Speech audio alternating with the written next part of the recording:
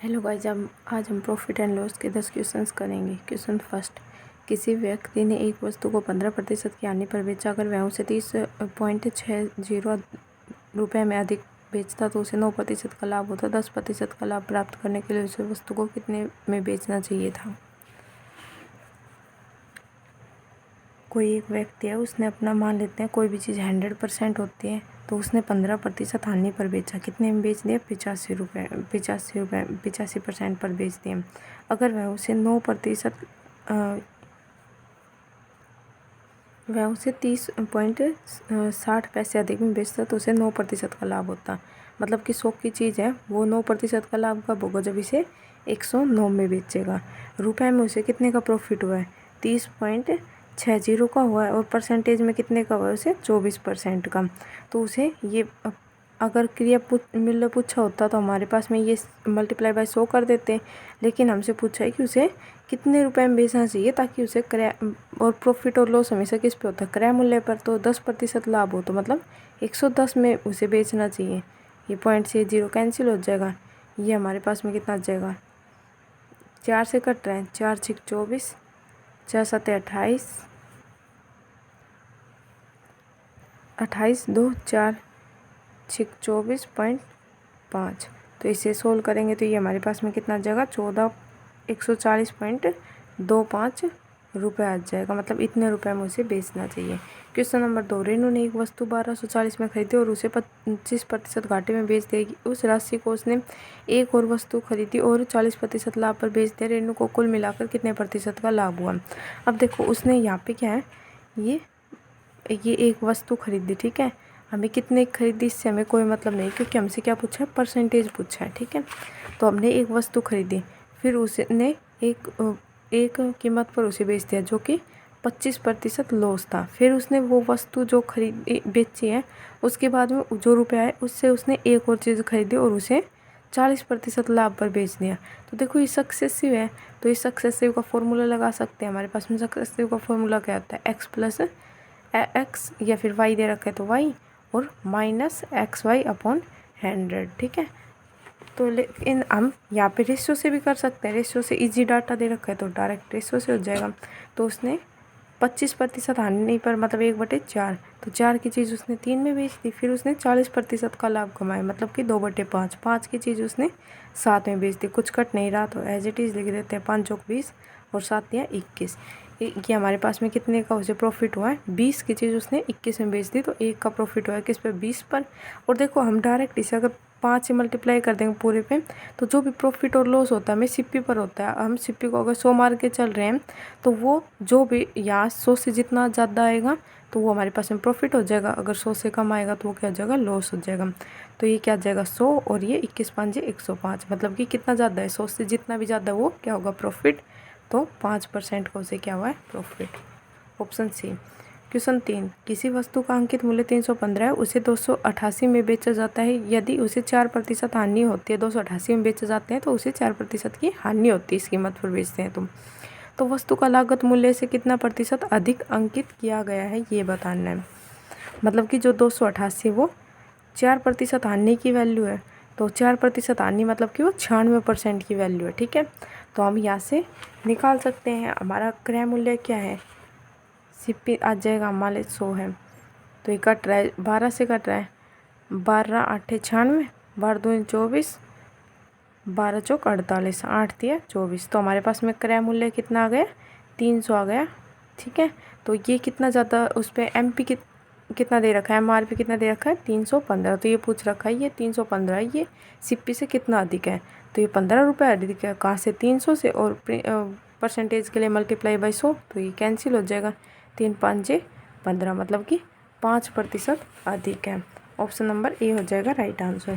Question number 4, एक वस्तु को 800 रुपये में बेचने पर एक व्यक्ति को उसके विक्रय मूल्य के 20% की हानि होती है। लागत मूल्य पर 25% का लाभ प्राप्त करने के लिए उसे किस कीमत पर बेचा जाना चाहिए, ठीक है। अब ये हमें जो भी प्रॉफिट लॉस होता है वो किस पर होता है? सीपी पर होता है, लेकिन यहाँ पे किस पे दे रखा है?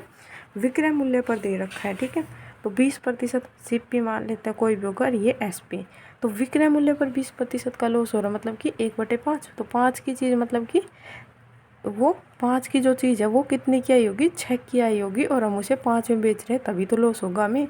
तो जो 800 वैल्यू होगी वो कितने की होगी, वो अगर इस 5 की वैल्यू है तो ये कितना गुना है इसका, 160 गुना है।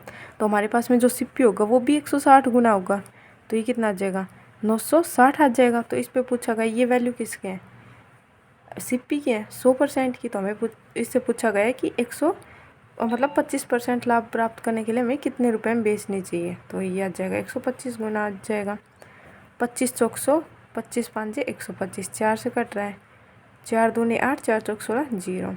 तो 24 पाँचे 120, और ये 0 की 0 आ जाएगी, मतलब कि उसे 1200 रुपये में बेचना चाहिए। Option number D right answer. Question number 5, एक व्यक्ति ने 8% की हानि पर एक सामान बेचा, यदि उसने उसे 10.5% के लाभ पर बेचा होता तो उसे 92.50 अधिक मिलता। 12% का लाभ प्राप्त करने के लिए उसे किस मूल्य पर बेचा जाना चाहिए था। मान लेते हैं हमारे पास में सिप्पी है, वो कितना है, 100 है, ठीक है। तो हम इसे जो भी सेलिंग प्राइस है उसके 8% हानि पर बेचें, मतलब कि इसे 92 रुपये में बेच रहे हैं, ठीक है। अगर हम इसे 10.5% लाभ पर बेचते तो हमें 92.50 का प्रॉफिट होता, मतलब कि हम इसे 10.5% का लाभ पर बेचें, मतलब कि 100 से इतना अधिक होगा, ठीक है। मतलब कि 110.5 में बेच रहे हैं, रुपए में कितने का प्रॉफिट होगा, हमें 92.50 का प्रॉफिट होगा। और यहाँ से हमें कितने का प्रॉफिट हो रहा है परसेंटेज में 8 ये, और ये 10 ये, और 0.5 मतलब कि 18.5। ये पॉइंट से पॉइंट कैंसिल हो जाएगा, 0 कैंसिल हो जाएगी, मल्टीप्लाई बाई हमें क्या निकालना है, 12% का लाभ निकालना है। 100 पर ही होगा 12% का लाभ, तो 112 की वैल्यू निकालनी है। तो ये हम सोल्व करेंगे तो हमारे पास में कितना आ जाएगा, 560 आ जाएगा, ठीक है। नेक्स्ट क्वेश्चन, अभी ने 640 में 2 वस्तुएं खरीदी, उसमें से एक वस्तु को 14% की हानि पर बेच दिया और दूसरी वस्तु को 14% के लाभ पर बेच दिया। यदि दोनों वस्तुओं का विक्रय मूल्य समान होता तो उसके लागत मूल्य के बीच में क्या अंतर है ये बताना, मतलब कि जो दोनों वस्तु हैं उनकी लागत मूल्य के बीच का डिफरेंस बताना है। हमें यहाँ पे कीमत बतानी है। अगर यहाँ पे परसेंटेज बताना होता कितने प्रतिशत का लॉस हुआ है, तो x²/100, क्योंकि सेलिंग प्राइस सेम है और प्रॉफिट भी सेम का हो रहा है, लॉस भी सेम का हो रहा है, तो ये फॉर्मूला लग जाता, ठीक है। और अगर डिफरेंट प्रॉफिट डिफरेंट लॉस होता और सेलिंग प्राइस सेम होती तो हमारे पास में फॉर्मूला लग जाता 100 × x + y प्लस में 2xy। अगर यहाँ पे प्लस में दे रखा है सारी चीज़ तो प्लस का, और माइनस में दे रखा होता तो ये माइनस में आ जाता, ठीक है। जैसे कि एक पे प्रॉफिट एक पे लॉस है तो एक प्लस का आ जाता एक माइनस का, अपॉन में 200 प्लस में x + y। अगर ओवरऑल रिजल्ट पॉजिटिव आता है तो हमारे पास में क्या होगा, प्रॉफिट होगा, और अगर नेगेटिव आता है ना ये रिजल्ट तो हमारे पास में क्या होगा, लॉस होगा, ठीक है। लेकिन हमें यहाँ पे रुपए बताने हैं तो हमें यहाँ से ये मान लेते हैं 100 रुपये की कोई चीज़ हमने वो 14% हानि पर बेच दी, मतलब 86 रुपये की बेच दी। और यहाँ पे 100 रुपये की कोई वस्तु है हमने वो 14% लाभ पर बेच दी, मतलब 114 पर बेच दी। तो इसे सोल्व करेंगे तो 50 कट रहा है तो इसे कट कर देते हैं, 2 चौक 8, 2 तिया 6, 50 आ जाएगा ये। और ये कितना आ जाएगा, 2 5 10, 2 7 14। तो हमें सेलिंग प्राइस इन दोनों का क्या दे रखा है, सेम दे रखा है, तो हमें सेम बनाना पड़ेगा। इसे मल्टीप्लाई कर देंगे 57 से और इसे मल्टीप्लाई कर देंगे 43 से, तो ये हमारे, और यहाँ पे भी हो जाएगा ये 57 से और ये 43 से, तो ये हमारे पास में आ जाएगा, इधर की तरफ आ जाएगा 2850, और नीचे आ जाएगा हमारे पास में 2150, और ये आ जाएगा 2451। और दूसरे वाला भी कितना आएगा, 2451 का आ जाएगा, क्योंकि इनकी सेलिंग प्राइस क्या हो गया, अब सेम हो गई, ठीक है। तो ये हमने कितने में बेच दिया, 5000 में, 5000 की चीज़ हमने बेच दी 2094, मतलब कि 4902 रुपये में। ये सिप्पी है हमारे पास में और ये क्या है, एसपी है, तो हमें क्या होगा, लॉस होगा, ठीक है। और अगर ये सेलिंग प्राइस हमेशा सेम होता है ना तो हमें हमेशा लॉस होता है, ठीक है। ये चीज़ याद रखना, अगर दोनों के सेम प्रॉफिट सेम लॉस हो रहा है तो इस वजह से। तो और हमारी क्वेश्चन के अंदर कितने की दे रखी थी खरीदी हुई चीज़ 640 की, और लेकिन हमारे अकॉर्डिंग कितने की है 5000 की। तो यहाँ से हम वैल्यू निकाल सकते हैं। इन दोनों के बीच का डिफरेंस ही पूछा है तो मल्टीप्लाई बाई उससे कर देते हो। इन दोनों के बीच का डिफरेंस कितना आएगा 700। तो ये कट रहा है तो इसे कट कर देते हैं। ये हमारे पास में सोल्व करने के बाद में आ जाएगा 87.36%, मतलब 87.36 रुपये आएगा ये। ठीक है, ऑप्शन नंबर बी हो जाएगा राइट आंसर।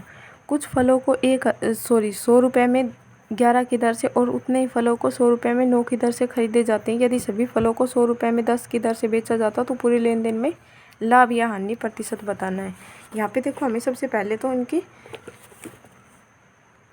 दर को सेम बनाना है। ठीक है, यहाँ पे हमने 11 चीज़ खरीदी 100 की दर से, फिर हमने 9 चीज़ खरीदी 100 रुपये में। ठीक है, तो हमें ये इनकी क्वांटिटी सेम बनानी है। ठीक है, जितने भी ये वस्तु है, तभी तो हम निकाल पाएंगे कि हमें टोटल प्रॉफिट हुआ है ओवरऑल या लॉस हुआ है। तो इसे मल्टीप्लाई कर देंगे, इन दोनों को सेम बनाना है तो इस टर्म को मल्टीप्लाई कर देंगे 9 से और इसको 11 से।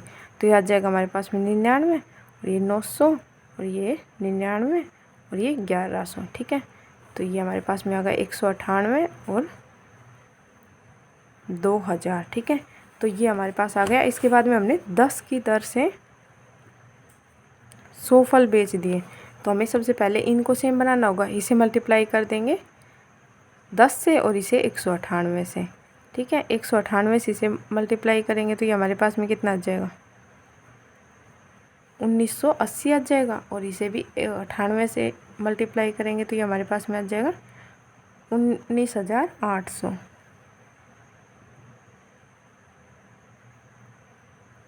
19,800 आ गया। ठीक है, तो हमें ओवरऑल बताना है कितने का प्रॉफिट हुआ है कितने का लॉस हुआ है। ये हमारे पास में सिप्पी था और ये हमारे पास में क्या है SPI है। मतलब कि हमने 20,000 की चीज़ 19,800 में बेच दी, तो हमें कितने का लॉस हुआ है 200 का लॉस हुआ है। और कहाँ से हुआ है 20,000 से, और मल्टीप्लाई बाई 100। ठीक है, तो 2 जीरो से 2 जीरो, ये 2 जीरो से 2 जीरो कैंसिल हो जाएगी और ये आ जाएगा 1% का क्या हुआ है लॉस। तो ऑप्शन नंबर हमारा डी हो जाएगा right answer. Question number 8 Sushma ने 12,000 में 6 मेज और 12 कुर्सियाँ खरीदी। उसने 15% के लाभ पर और कुर्सी 10% के हानि पर बेच दी। यदि उसे कुल 300 रुपये का लाभ हुआ तो मेजों की कुल की लागत मूल्य कितनी है। ठीक है, ये एलिगेशन मेथड से हो जाएगा।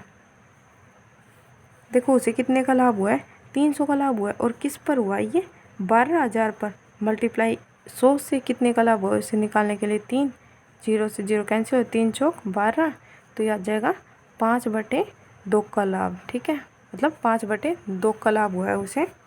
किस पर हुआ है ये लाभ, मेज पर तो हुआ है उसे 15% का प्रॉफिट और चेयर पर हुई है उसे 10% का लाभ। तो ओवरऑल उसे कितने का हुआ है 5.2। एलिगेशन से सोल्व कर लेंगे, लेकिन हमें इजी बनाने के लिए इस पूरी टर्म को 2 से मल्टीप्लाई कर देंगे और इसको भी 2 से मल्टीप्लाई कर देंगे ताकि डिनोमिनेटर से 2 कैंसिल हो जाए। तो 2 से मल्टीप्लाई करेंगे तो यहाँ पे कितना आ जाएगा 30 आ जाएगा, और यहाँ पे आ जाएगा 20, और यहाँ से ये 2 कैंसिल हो जाएगा। तो 30 में से 5 माइनस करेंगे, यहाँ पे आ जाएगा 25, और यहाँ पे माइनस करते लेकिन माइनस क्या हो जाएगा प्लस हो जाएगा। ठीक है, तो इन दोनों का अनुपात कितना आ जाएगा 25 से 25 कैंसिल हो जाएगा 1:1।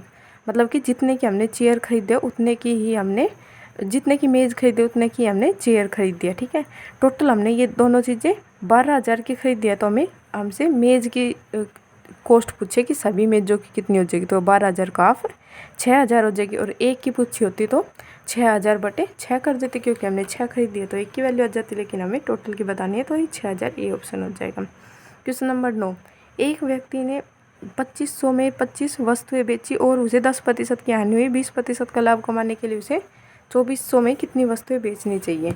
तो इसके लिए हमारे पास में डायरेक्ट फॉर्मूला होता है, जितनी भी हमने वस्तु बेची है, कितनी वस्तु बेची है उसने 25 वस्तुएं बेची हैं, 25 वस्तुएं, और कितने रुपए में बेची है, रुपये हमेशा नीचे, और कितने का प्रॉफिट हुआ है। अगर प्रॉफिट हुआ है तो प्लस कर देंगे 100 में, और अगर लॉस हुआ है तो हम माइनस कर देंगे। ठीक है, तो 2400 में इज इक्वल टू 2400 में उसे कितनी वस्तुएं बेचनी चाहिए ताकि उसे कितने प्रतिशत का लाभ हो 20% का लाभ हो, मतलब कि 120, और यहाँ पे उसे कितने का लॉस हुआ है 10% का लॉस हुआ है तो ये 90 आ जाएगा।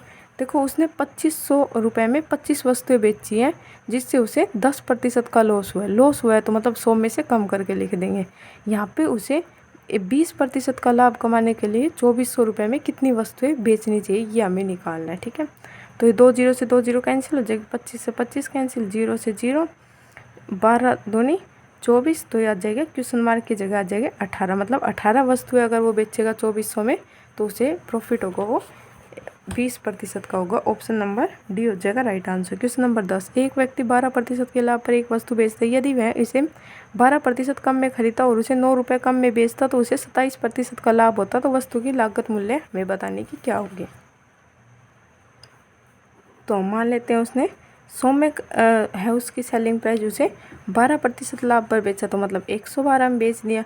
अगर वह उसे 12% कम में खरीदता तो पहले उसने 100 में खरीदा था उसकी कॉस्ट प्राइस, तो वो 12% कम में खरीदेगा तो ये कितनी हो जाएगी इसकी कॉस्ट प्राइस, 88 रुपये हो जाएगी।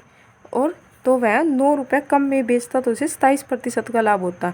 तो 88 पर 27% का लाभ होगा तो ये हो जाएगा 111.76% हो जाएगा। ठीक है, पर रुपए में उसे कितने प्रतिशत कम किए, 9 रुपये कम किए, और परसेंटेज में कितने कम हो रहे हैं, 0.24 हो रहे हैं। तो हमें क्या बताना है, लागत मूल्य बताने, मल्टीप्लाई बाई 100, ये पॉइंट ऊपर आ जाएंगे।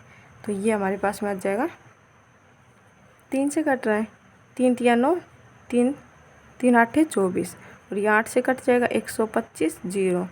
तो ये आ गया हमारे पास में 1250 मल्टीप्लाई बाई 3 करेंगे तो 0, 5 तिया 15, 6 7, 3 एकम 3, मतलब कि 3750 रुपये हो जाएगा हमारा right answer. Okay, thank you.